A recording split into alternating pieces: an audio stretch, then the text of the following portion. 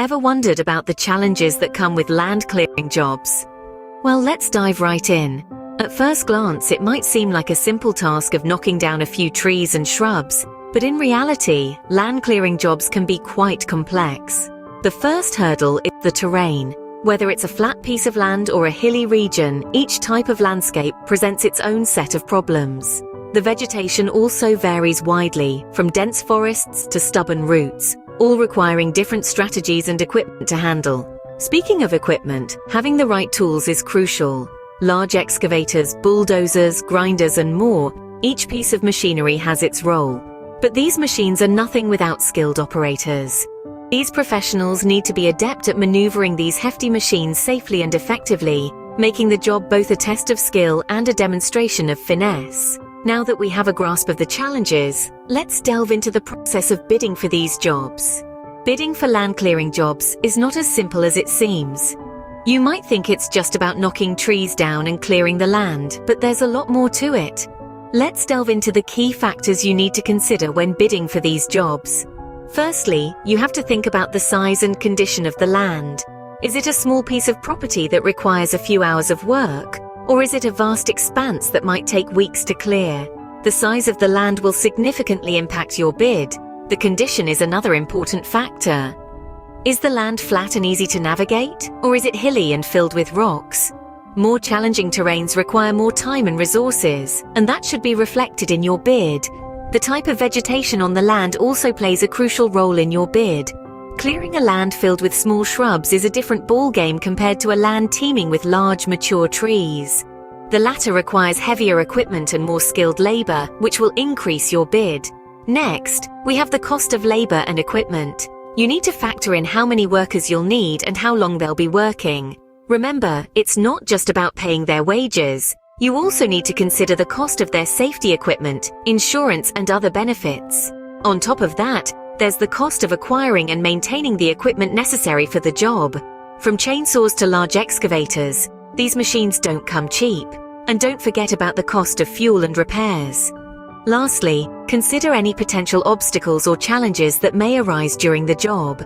This could range from weather conditions to unexpected site issues. It's always wise to factor in a contingency amount in your bid to cover these unpredicted costs. Bidding for land clearing jobs is a careful balancing act. You want to make sure you're covering all your costs and making a profit, while also providing a fair and competitive bid. With the right considerations in place, you can bid competitively and fairly. Scene script. Once you've secured the job, preparation is key. Land clearing is one of those jobs where you can't just turn up and hope for the best. It demands meticulous planning and preparation. So let's break down the steps you should take before you fire up those big excavators and start knocking down trees. First things first, survey the land. This is a crucial step that involves understanding the topography of the area, the types of vegetation present, and the presence of any water bodies or structures. You need to know what you're dealing with. Is the land flat or hilly? Are we talking about a few shrubs or a dense forest? Are there any structures or water bodies that need to be preserved or worked around? All these details will influence your clearing strategy. Then comes the bureaucratic part, acquiring the necessary permits. Yes, it might seem tedious, but it's an unavoidable part of the process. Different regions have different regulations regarding land clearing. You might need to secure permits related to environmental conservation, waste disposal, or even wildlife protection.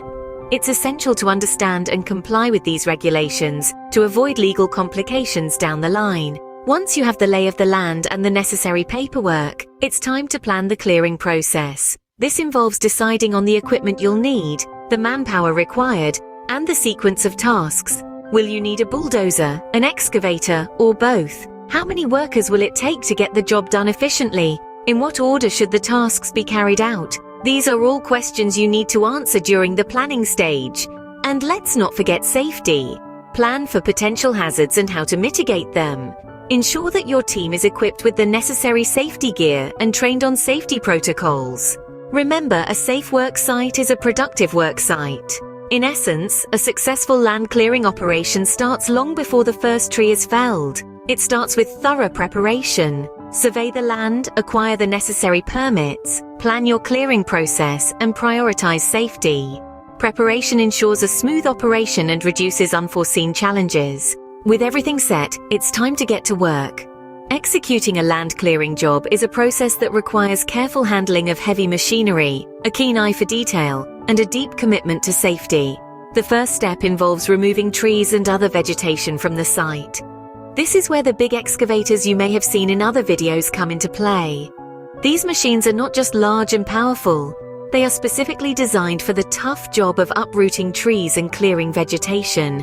The operator's skill is crucial at this stage. They must maneuver the excavator with precision, making sure to uproot trees without causing unnecessary damage to the surrounding area. It's a delicate balance between power and finesse, like a dancer performing a complex ballet. Once the trees and vegetation are removed, they need to be processed. This usually involves chopping them into smaller pieces using a wood chipper or similar machine.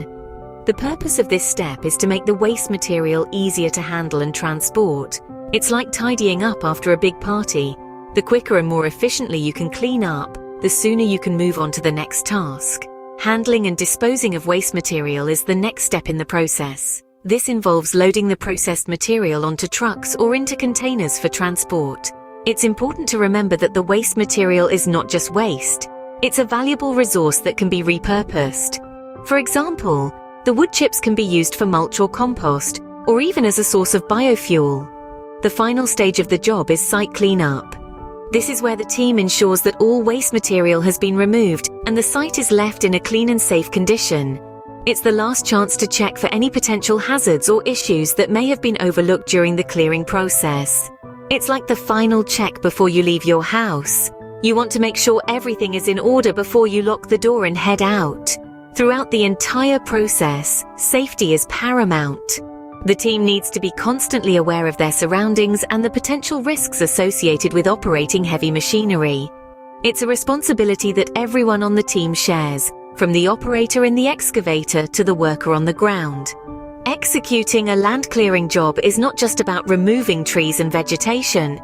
It's about doing so in a way that is efficient, safe, and respectful of the environment. It's about being aware of the impact of your actions and making decisions that benefit not just the project, but also the wider community. Executing the job efficiently and safely is paramount. The job isn't done once the land is clear. Indeed, land clearing is a process that extends beyond the removal of trees, shrubs, and other vegetation. It's a commitment to the environment, a promise to restore and rejuvenate. So let's talk about what happens after the heavy machinery has done its job. First, there's the cleanup. This isn't just about aesthetics. It's about safety and preparing the site for its next purpose. Whether it's construction, farming, or another form of land use, a clean slate is vital. The cleanup process involves removing the remaining debris, such as stumps, roots, and rocks. Left unchecked, this debris can become a hazard, or simply an inconvenience, to the next phase of land use. Next comes grading the land. Grading is the process of leveling the ground, creating slopes for drainage, and generally shaping the terrain to suit its intended purpose. It's a meticulous task, requiring precision and a keen eye for detail. A well-graded land not only looks good, but also prevents issues like water pooling and soil erosion. But our responsibility doesn't end there. In many cases, it's necessary to replant vegetation. This might seem counterintuitive after all the effort put into clearing the land, but it's an essential step in maintaining the balance of the ecosystem. Trees and plants play a critical role in preserving soil quality and promoting biodiversity. They also contribute to the aesthetics of the site, making it more appealing and inviting. Replanting isn't just a matter of scattering seeds and hoping for the best. It requires careful planning to select the right species, considering factors such as the local climate, soil conditions, and the specific needs of the site. It's a science and an art, combining knowledge and creativity to transform a barren landscape into a thriving green space.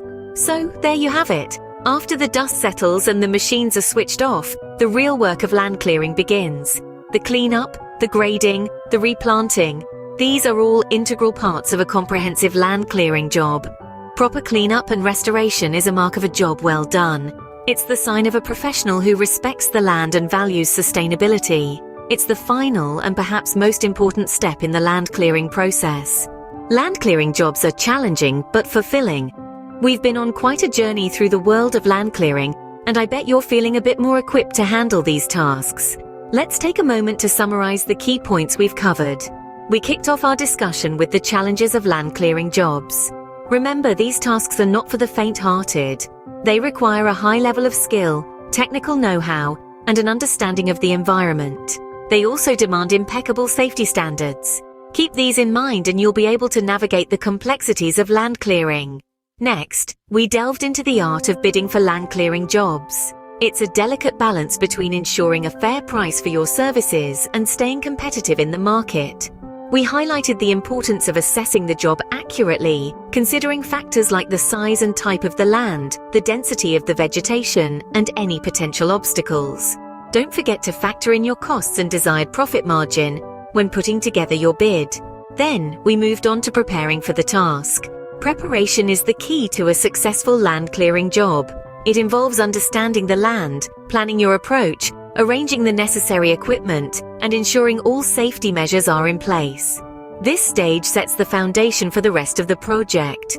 Our fourth point was executing the job. We stressed the importance of following your plan, working systematically, and dealing with unexpected situations with a cool head. Remember, efficiency and effectiveness go hand in hand in land clearing. Finally, we touched upon the aftermath of land clearing. Cleaning up after the job is just as crucial as the job itself. It's about leaving the land in a usable state, disposing of the waste responsibly, and ensuring the land is ready for its next purpose. So there you have it. From understanding the challenges to bidding, preparing, executing, and cleaning up, we've covered the full spectrum of land clearing jobs. With the right knowledge and preparation, you can efficiently and effectively handle land clearing jobs.